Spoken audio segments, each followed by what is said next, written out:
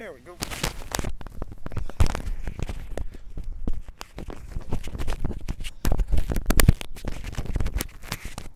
A little behind the scenes, watching the setup. What's going on? Welcome back to OptimalReads. It's a beautiful day outside. I'm reading more Fairest in the shade of this big tree behind me. Well, actually, it's the shade of the tree in front of me, but either way. So when we left off, it was Levanna's birthday. She had a terrible time because Channery sucks. And we found out that Evret Hayle's wife was about to have her baby. And that Levanna disobeyed Channery's orders and kind of not made a fool of Channery, because no one makes a fool of Channery. She's very careful about that, but rather just disrespected her and is now taking Evret Hayle to see his wife give birth. The nurse is very concerned because Evret Hayle's wife, Solstice, is very frail, very weak. She's a dainty little lady, and the pregnancy might kill her. So we're going to see if she dies. Levanna was left in a waiting room while the nurse escorted Evret down the sterile white hall of the med center. She saw them pause at a doorway, and Everett's face was so contorted with worry that Levanna wished she could wrap her arms around him and let all of his concerns soak into her. The nurse opened the door, and even from this distance, Levanna caught a shrill scream before Evret disappeared inside and the door shut behind him. His wife was dying. The nurse hadn't said as much, but Levanna knew it was true. It was clear that Evret had been hurried here because it would be his only chance to say goodbye, just as it was clear that it wasn't a complete surprise to him. Perhaps she'd been ill. Perhaps the pregnancy had already suffered complications. Levanna remembered seeing Solstice at the funeral, how she'd looked as breakable as a porcelain vase. The concern on Everett's face as they moved through the receiving line. Levanna took to pacing back and forth. A holograph node attached to the wall was broadcasting a silent drama in which all of the actors wore elaborate masks and costumes and twirled together in a graceful dance, oblivious to the empty chairs of the waiting room. She did not leave the palace often, but now she found it refreshing to be where no one would recognize the glamour she had been wearing since the coronation. The invisible girl, the unknown princess. She could have been anyone for all the doctors and nurses knew. The medical center wasn't very big. Sickness was rare in Artemisia, so mostly the clinic served for setting broken bones or easing some elderly patient into death or, of course, childbirth. Despite being small, the clinic was busy, the staff constantly darting through the halls, emerging from and disappearing into countless doorways. But Levanna could think only of Evret and what was happening behind that closed door. His wife was dying. He would be alone. Levanna knew it was so very wrong to think, but she couldn't fully deny the spark that flared behind her sternum. This was fate. This was meant to be. His kind words at the funeral, his bashful glance during her birthday celebration, the little earth charm, your friend and most loyal servant. Was there meaning behind the words, something he couldn't say before now? Could he possibly want her as much as she wanted him? Evret seemed like the type that would never disregard his vows of matrimony, no matter how much he yearned for another. And now he wouldn't have to. He could be hers. Thinking of it made her whole body shiver with anticipation. How long would he wait to make his intentions known? How long would he mourn the loss of his wife before he gave himself permission to declare himself to Levanna, his princess? Waiting would be agony. She would have to let him know that it was all right for him to mourn and love at the same time. She would not judge him, not when they were so clearly destined for each other. Fate was taking his wife away. It was as if the stars themselves were blessing their union. The door opened down the hallway. Without waiting for an invitation, Levanna hurried forward, concern and curiosity pulsing through her veins. Just before she came to stand...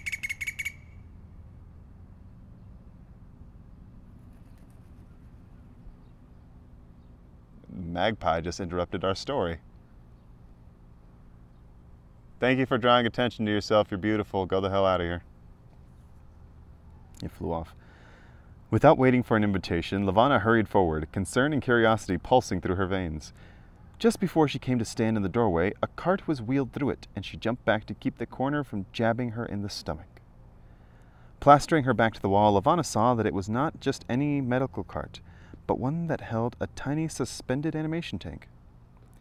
The baby lying on the blue, squishy surface was screeching and fussing, small hands and wrinkled fingers flailing beside its head. Its eyes were not yet open. Levanna had the sudden encompassing instinct to touch the child, to run her finger along those tiny knuckles, to stroke the short tufts of black hair sprouting from the tender scalp. But then it was gone, wheeled fervently down the corridor. Levanna turned back toward the doorway. As the door slipped shut, she saw Evret in his guard uniform, hunched over his wife. A white blanket, blood on the sheets, a sob. The door closed. The sound of Everett's sob continued on in Levanna's ears, bouncing around inside her skull, again and again and again.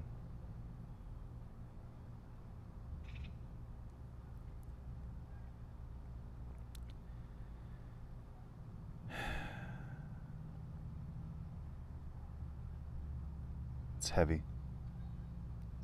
This book suddenly got very heavy.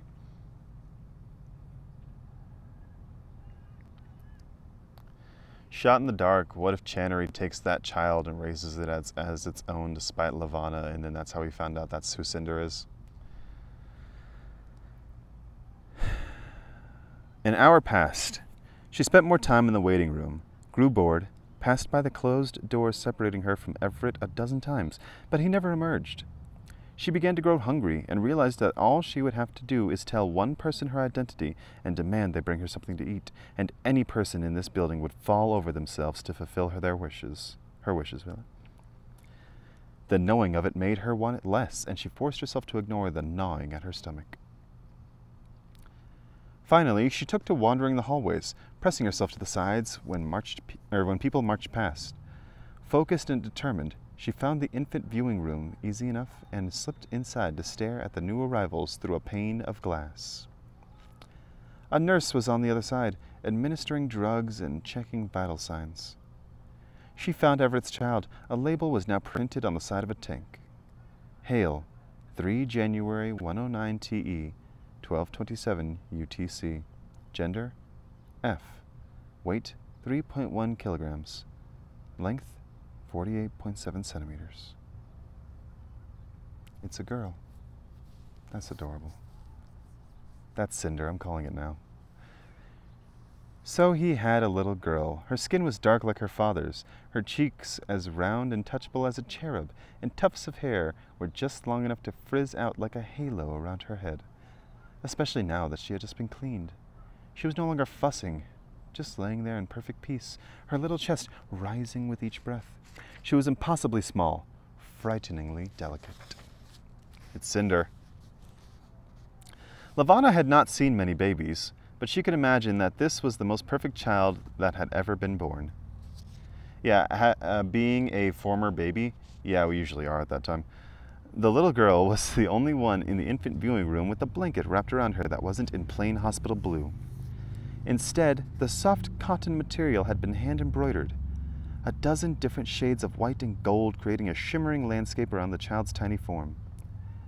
At first, Levanna thought it was meant to be the wild, desolate surface of Luna outside of the biodomes, but then she noticed the black trunks of leafless trees, and somewhere near the baby's ankles, stark red mittens lying abandoned in the snow, the likes of which Levanna had only seen in children's stories. This was a scene from Earth, from a cold and dark season that Luna had never experienced. She wondered what had even made Solstice think of it, for this was so clearly the work of Solstice Hayle. Lifting her head, Levanna let herself imagine that this baby was hers, that she had been the one to spend countless loving hours creating that illusion on the fabric. She wondered what it would be like to be a proud and exhausted mother, loving and adoring, looking down on the healthy little girl she'd given birth to. Her glamour changed almost without her realizing it. Solstice Hayle, beloved wife, delighted mother. This time Levanna kept her stomach flat and her figure lithe. She pressed a finger against the glass, tracing the outline of the child's face on the other side.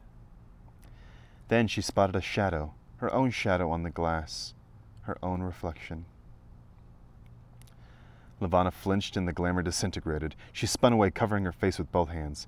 It took her a long while to shove the image from her thoughts, to call up the glamour of pale skin, waxen hair, frosty blue eyes.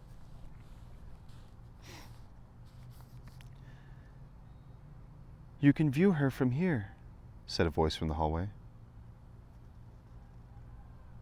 Excuse me. "You can view her from here," said a voice from the hallway. Levanna's head snapped up as Evret was led into the viewing room. He looked as though he had just woken from a haunting dream.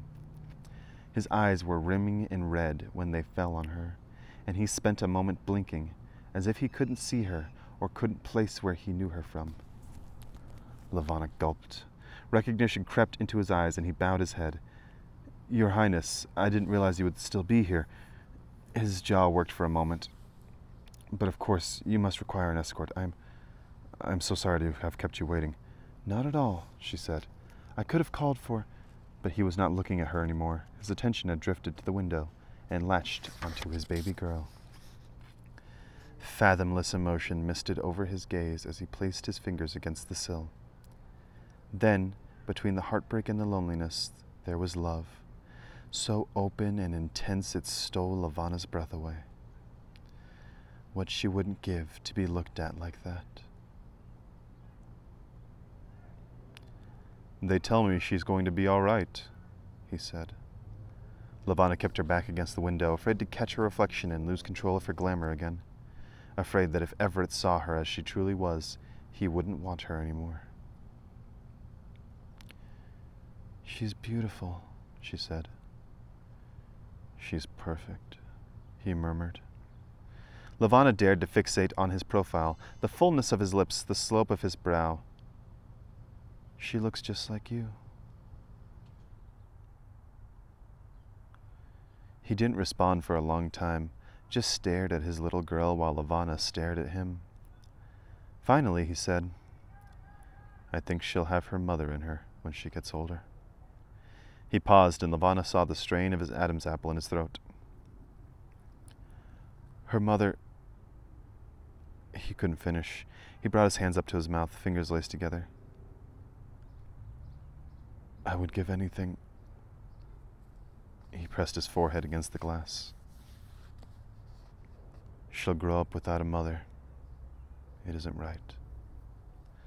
Levanna felt her heart stretching, like it was reaching out for him, trying desperately to connect. "Don't say that," she whispered, placing a hesitant hand on Everett's arm, and glad when he didn't pull away. "These things happen for a reason, don't they? Look at the child she gave you. She served her purpose." She served her purpose. Levanna recognized the callousness of the statement. At the same moment Evret jerked away from her. He turned to face her, shocked, and instant shame crawled down Levanna's skin.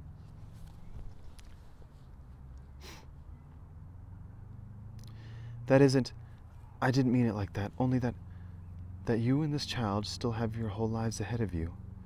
I know you must be hurting now, but don't give up hope on future happiness and all the good things that are still to come for you." He scrunched up his face, as if in physical pain, and it occurred to Levanna that she was probably saying all the wrong things. She wanted to comfort him, but she couldn't imagine being devastated at the loss of someone. She had never felt that before. Besides, the future was clear to her now. Even if he couldn't see it through his sorrow, he would come to love her, Levanna, once she was given the chance to make him happy. "I calmed a friend of mine, another guard, Garrison Clay. He and his wife—" Garrison Clay? Is he Jason Clay's father? What the fuck? "He and his wife are on their way here to help." He inhaled shakily. "To help with preparations and the baby. He can escort you back to the palace. I'm afraid I'll be no good to you in my current state, Your Highness." Levanna's shoulders fell. She had been filled up with fantasies of what could happen when Evret escorted her back, led to her bedroom chambers, realizing he was no longer required to be true to just one woman. None of those fantasies had involved her leaving him here to weep. "I can stay with you," she said. I can comfort you. I can—" "That is not your role, Your Highness, but thank you for your kindness. I would rather you had not seen me like this at all." "Oh." She rolled the confession over in her thoughts, wondering if it was meant to be flattery. "I haven't thanked you for what you did today with the Queen, but you have my gratitude. I know it couldn't have been easy for you." "Of course. I would do anything for you. I would do anything for you."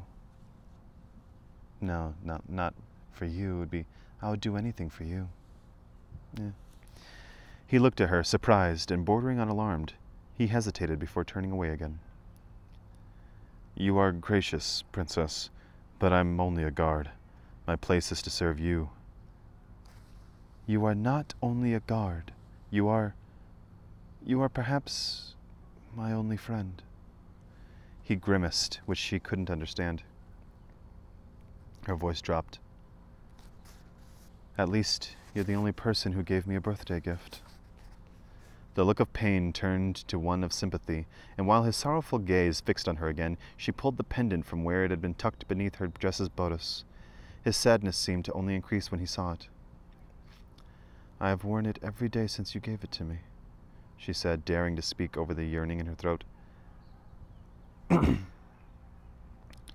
"I value it above all the crown jewels, above anything on this moon." With a heavy sigh, Evret took the charm and wrapped it up in Levanna's fingers, then closed her hands in both of his. She felt dwarfed and delicate, like her heart was in her palm, not some vintage charm. "You are a lovely girl," said Evret, and you deserve the most priceless jewels that had ever adorned a princess. I'm honored that you consider me a friend." She thought he would kiss her, but instead he pulled his hands away and turned back to the window. Her heart was pattering now, and she knew her skin was flushed. She allowed some of the color to show through in her glamour. "I'm not like Channery. I don't want jewels. What I crave is much more precious than that." Levanna inched toward him until her shoulder brushed against his arm. He shifted away, just barely. "He's in mourning," she reminded herself. "He's doing what he thinks is proper." But being proper seemed so very unimportant when her blood was simmering beneath her skin, when she felt like her heart would pound right through her ribcage if he didn't take her into his arms. She ran her tongue along her lower lip. Every sense heightened and inched toward him again. "Sir Hayle. Evret."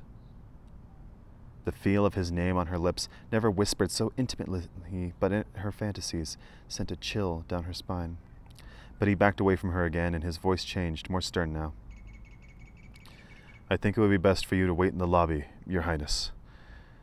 His sudden coldness made her pause, and Levanna slowly shrank back a step. Mourning. He is still mourning. She gulped, her dreams doused. "I'm sorry. I didn't mean... I can only imagine what you're going through." His expression softened, but he still didn't look at her. "I know. It's all right. I know you're only trying to help, but please, Your Highness, I'd like to be alone right now." "Of course, I understand."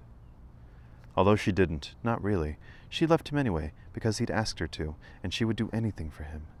She may not understand his sorrow, but she did understand that Evret Hayle was a good man, and Solstice had been very, very lucky. Soon, Levanna told herself, her life was changing, and soon, perhaps, she could be very, very lucky too.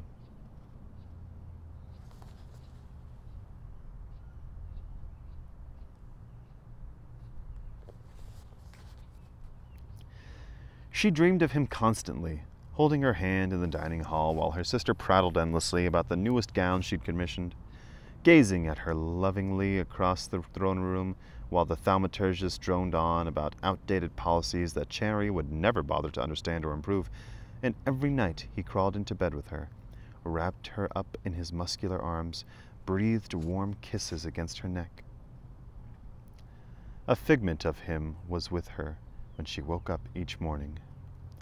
A shadow of him followed her down every corridor. Every time she caught sight of a guard's uniform from the corner of her eye, her heart ricocheted and her head twisted to see if it was him. Though more often than not, it was only her own stupid guards following respectfully in the distance. 3 days passed and his official time of mourning ended, but she did not see him. Then, a week. It occurred to her that he may have taken leave from the palace to deal with his wife's death and spend time with his infant daughter, and she tried to be patient, to give him space and time, to wait until he came to her, because surely he would. Surely he missed her as much as she missed him. She imagined him in his bed at night, all alone and dreaming about her in his arms. She imagined him coming to her bedchambers, falling to his knees as he confessed how much he adored her, how much he couldn't live another moment without knowing the taste of her lips. She imagined them a happy family, her and Evret and the baby girl, playing make-believe together in the palace nurseries.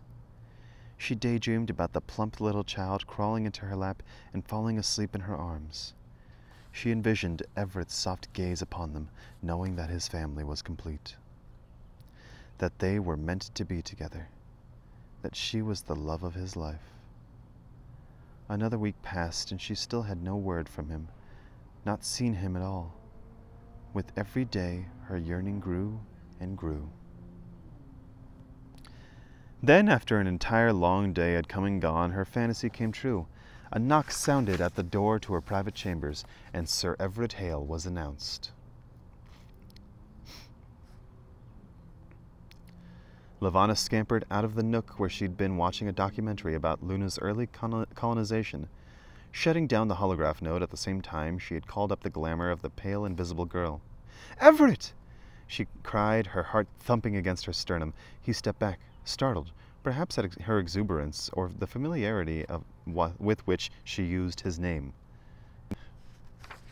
He was holding a bundle of black and gold fabric in his arms. Damn dyslexia. Her 2 personal guards stood to either side of him, lacking any expression, as notable as statues. "Your Highness," Everett said, bowing. "Please, come in. I'm so happy to see you. I've been thinking about you. Here, I'll call for some tea." His brow was tense. He did not step past her threshold. "Thank you for your hospitality, Your Highness. But I'm to report for my return to active duty this afternoon. I only wanted to bring you this." She hesitated. Return to active duty? So he had been on leave. She thought it might be a relief. Part of her had been worried he might be intentionally avoiding her, and yet it was also irksome to think that he needed 2 entire weeks to mourn his wife, to attach to his daughter. "Levanna, look, alright, so there's the first, not the first, but the way that the story is built makes you want to feel pity for Levanna. I feel pity for Levanna. But this is the first time where I'm like, listen, bro, his wife died, man. 2 weeks isn't enough, bro. Chill out." But what do I know? I'm not a moon princess. "Don't be silly," she said, pushing the door open more fully. "I will ensure that your tardiness is excused. Come in, just for a minute, please. I've been worried about you, worried how you were." Still he hesitated, glancing down at the fabric. "Sir Hayle, don't make me issue it as a command." She laughed, but his jaw only clenched in response. He did, however, step inside. His eyes darted around her chambers like he'd just entered a cage. She shut the door behind him. Her palms were growing damp, her pulse humming. "Come in, sit down. I didn't realize you were on leave, though I'd been wondering." She drifted into the parlor and found that her legs were trembling by the time she lowered herself onto the cushioned divan. Everett did not come closer, did not sit down. She pretended not to notice his anxiety, but she did notice. It made her own nervousness increase, memories of 1,000 fantasies crushing down on her, fantasies that had begun so much like this, only now it was real. He was here. "Speak, Evret. Tell me what's become of you since we last saw each other." He pulled himself up, like bracing himself for a blow. His expression became stoic and professional, his gaze latching on the painting over Levanna's shoulder. "I was grateful to be given this time to make arrangements for my deceased wife, as I know you're aware, Your Highness, and also dealing with the effects of her business." His voice started to break, but he recovered smoothly. "I've spent this past week clearing her needlework shop and auctioning off what assets I could." Levanna's mouth pursed in a surprised "oh." She hadn't considered what might need to be done when someone died. After her parents' death, the thaumaturges and servants had dealt with everything. I am sorry," she stammered, thinking it might be an appropriate thing to say. "I know you've been through a lot." He nodded, as if to accept her compassion. "And how is the child?" "She is well, Your Highness. Thank you." He sucked in a breath and held out the bundle in his arms. "I want you to have this." "Thank you, Evret. What is it?" Levanna hoped that, by not moving from her spot on the divan, it would compel Evret to come closer, to sit beside her, to finally look her in the eyes. Instead, he unfolded the fabric and spread it out. It's going to be the parchment that Solstice made with Earth. And revealing the elaborate quilt of Earth that Solstice had made, half of it pooling past his feet. Levanna gasped. It was every bit as striking as she remembered, even more so when surrounded by the luxuriousness of her royal chambers. "Sol made it," Evret said, his voice heavy. "But I think you know that already." Levanna scanned the shimmering, patched-together pieces of Earth up and up until she was looking at Evret again. "It's magnificent, but why are you giving it to me?" His face started to crumple, and he seemed to be holding his emotions together through stubborn determination. "She told me that you'd come into her shop, Your Highness. She said you admired it. I thought she would like for you to have it, as you were her princess, as you were mine. And I also thought I wanted to show my gratitude to you for persuading Her Majesty to let me go when Sol was... You'll never know what that meant for me, Your Highness. You'll have my gratitude until the day I die." Levanna cleared her throat, eyeing the quilt. She loved everything about it, the design, the impeccable craftsmanship. She loved that Evret was giving it to her, but she also knew that she could never look on something that his wife had made and not feel a twinge of resentment. "The quilt is extraordinary," she said, finally, standing. "If it's all right with you, I'm going to store it somewhere safe, and we can give it to your daughter when she's older. She's the one that should have it." Everett's eyes widened with surprise, then, slowly, softened into a hesitant smile.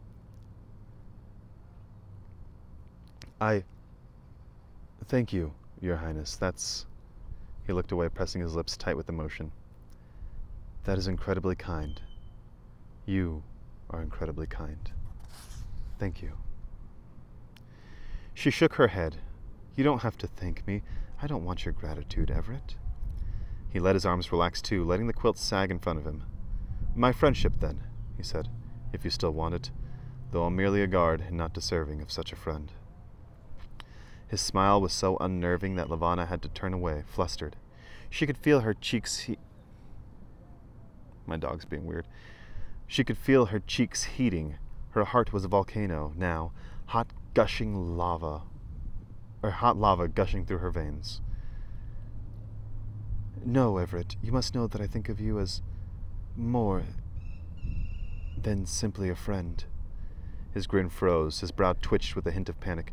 "Your Highness, He shook his head. "I didn't want my coming here to..."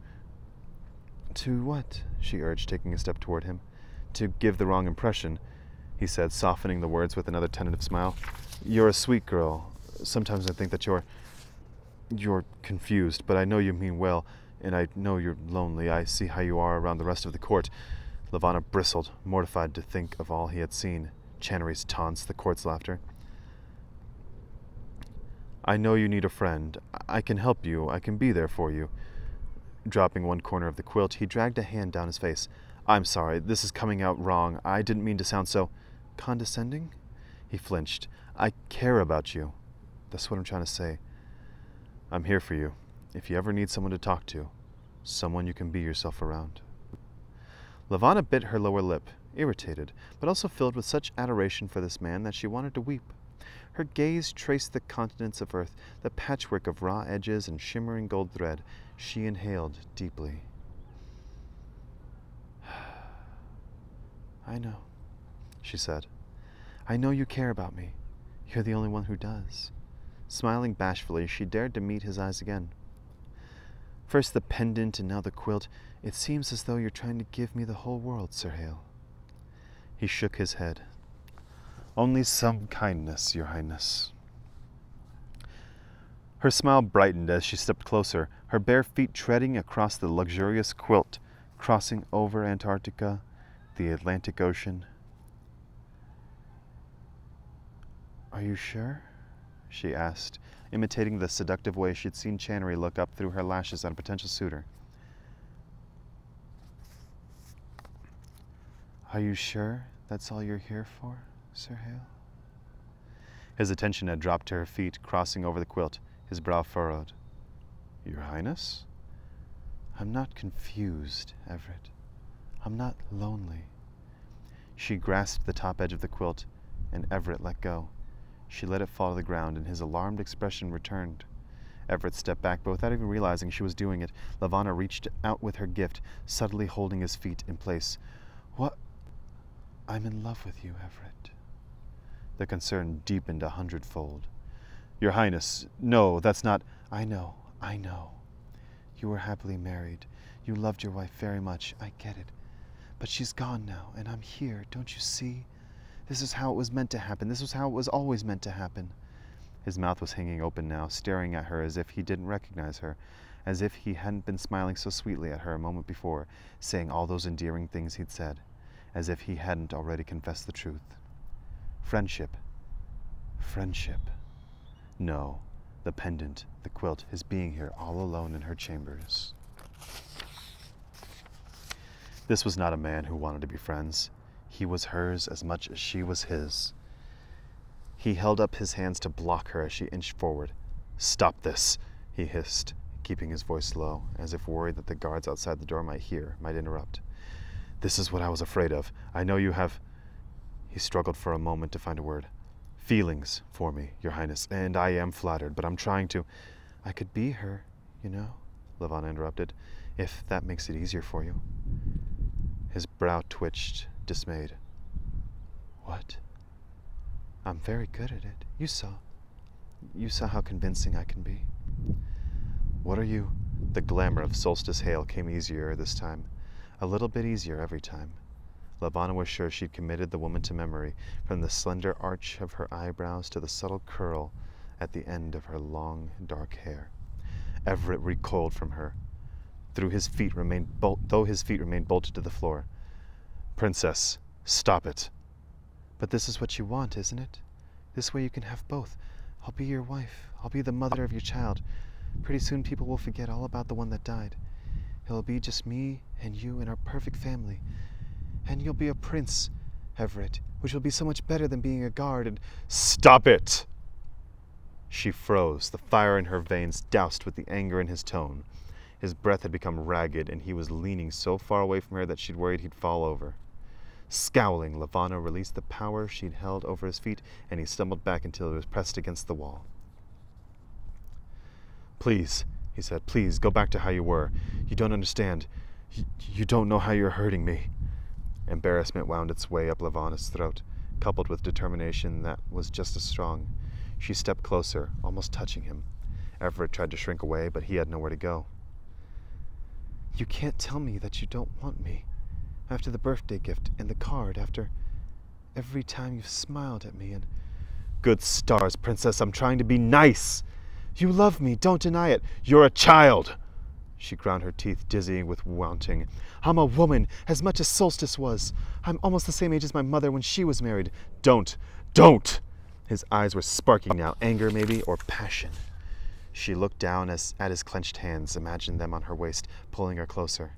I know I'm right. You don't have to deny it anymore. No, you're wrong. I love my wife, and though you may look like her right now, you are not her. He turned his face away, cringing from his own words. The last time in this palace I disobeyed my queen, and now I've insulted my princess before I've even returned to my post. I can't... By my word, I will tender my resignation from the royal guard tonight, and plead the crown will be merciful.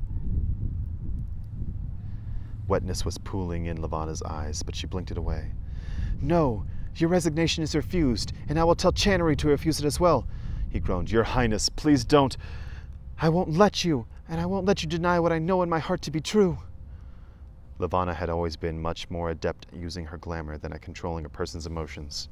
That sort of manipulation was a job better left to the thaumaturges, with all their training and skills. But now she forced her way into Levanna's thoughts as easily as plunging a finger into wet soil, into Evret's thoughts. Guards were always easily controlled, a security measure, and Evret was no different. His mind offered no resistance. You love me, she said, pleaded. She pressed her body against his, feeling the warmth and the strength and the forcefulness of his hands suddenly gripping her upper arms. You love me. He turned his head away. She could see the struggle on his face, feel the resistance that he tried to throw up around his mind, around his heart. A pathetic attempt. He couldn't resist her. She wouldn't allow it. Not now. Not when he was meant to be hers. When she knew he wanted this as much as she did. If only he would see it. You love me, she whispered, her voice softer this time. We belong together. You and me. This is fate, Evret. Fate. Princess. She filled his heart with desire, his body with longing, his mind with the same certainty that she felt. She poured all her own emotions into him, and felt his resistance crumble. He shuddered, overwhelmed with the same feelings that overwhelmed her. Tell me I'm right.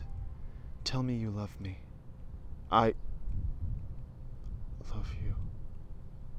The words were barely a murmur, cracking with desperation, and his entire body sagged with their release. So... The name sent a jolt of hatred through her, but was forgotten when Evret Hayle pulled her close and kissed her.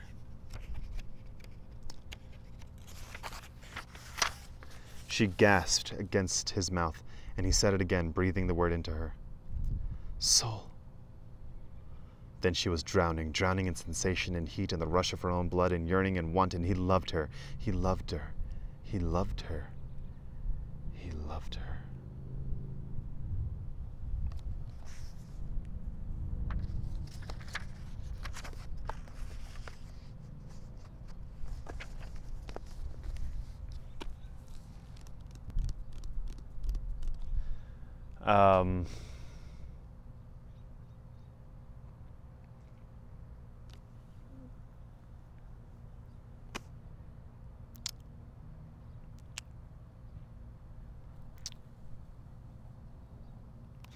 This is gonna blow up in her face so frickin' bad. And I wonder that's why she wouldn't use the glamour on Emperor Kai, because she did it with Hayle and she saw how it blew up in her face. And that's why she vowed never to do that again. Can I help you? Come here. Don't just put a paw on me. Get up here. Yeah, come in. You're okay. You're okay. Climb up. Climb up. Climb up. Yeah, you're okay. You're okay. It's dogs.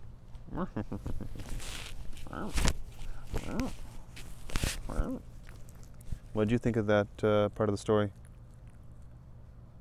Yeah? No, I think it's fucked up that she did that. No, I agree. I wonder how Channery, because Channery's going to find out. How do you think that Channery's going to react?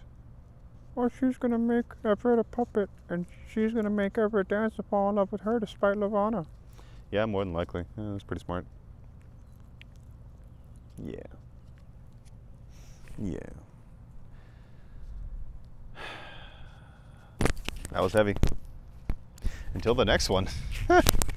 All right. Well, I don't know what to think now. Pardon me, fellas.